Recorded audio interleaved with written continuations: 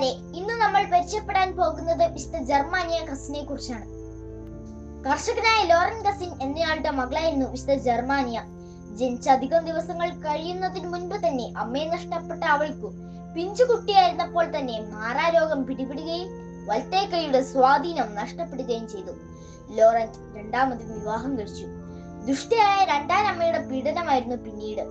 വീടിനോട് ചേർന്നുള്ള ഇടുങ്ങിയ ഒരു കുതിരാലയത്തിലായിരുന്നു ജർമാനിയയ്ക്ക് രണ്ടാനമ്മ അന്തിയുറങ്ങുവാൻ സ്ഥലം കൊടുത്തിരുന്നത്.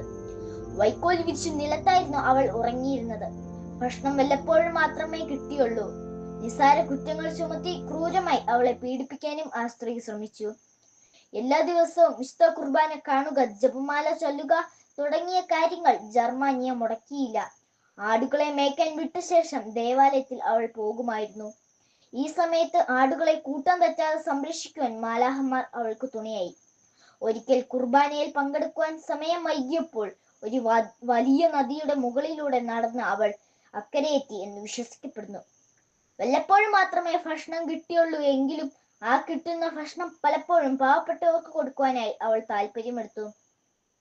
1601 ഒരു ദിവസം തന്റെ താമസ സ്ഥലത്ത് ജർമാനിയെ മരിച്ച നിലയിൽ കണ്ടെത്തിയ ജർമാനിയുടെ മധ്യസ്ഥതയിൽ 400-ലധികം അത്ഭുതങ്ങൾ സംഭവിച്ചു. എല്ലാവിധ രോഗങ്ങളും സുഖപ്പെട്ടു.